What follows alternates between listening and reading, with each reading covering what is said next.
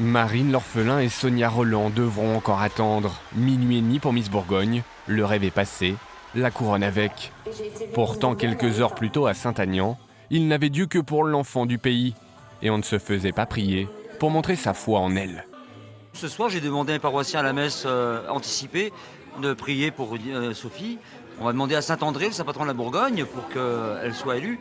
Derrière, elle a toutes ses chances. Elle est jeune, belle, elle est aussi naturelle. Pronostic, première. Et si elle gagne, les cloches de l'église sonnent. Les plus fidèles se sont rassemblés derrière leur Sophie dans ce village de 700 âmes. La plupart l'ont vu grandir. À chacun de ses passages, les cris envahissent la salle. Elle crève déjà l'écran.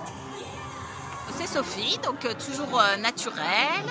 Et puis, elle est belle, c'est la plus belle, c'est elle qui va gagner. Voilà, tout simplement.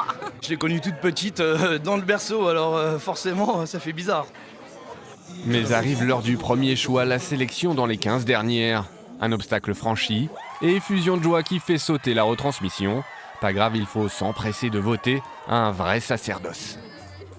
Oui, c'est bon, mon vote est enregistré. Voilà. Miss Bourgogne, j'ai voté. Un défilé en maillot de bain plus tard, la température remonte au moment de choisir les 5 dernières. Il ne reste qu'une place, ce sera pour Sophie, au grand soulagement de Madame le maire. Il y avait beaucoup de stress, mais voilà, on reste confiant. Elle est là. Elle est belle, elle est là. On est confiant. On a l'impression que c'est plus dur qu'une élection municipale, là. Vous battez à la campagne. Ouais. Non, c'est différent, voilà, c'est plus sympathique en tout cas. C'est la fête ce soir. Attention, la chute est proche. Celle du choix final aussi. Et c'est finalement pour une autre écharpe que Sophie est choisie. Bourgogne. Elle a fait un très beau parcours, c'est quand même génial. On est quand même bien fiers d'elle. C'est super. Pas de déception, elle a fait un très beau parcours et c'est très bien pour elle. Ça va lui ouvrir beaucoup de portes et c'est l'essentiel, voilà. À Saint-Aignan et à Digoin, on attend désormais le retour de Sophie au pays. Car ici, elle était bien, la numéro 1.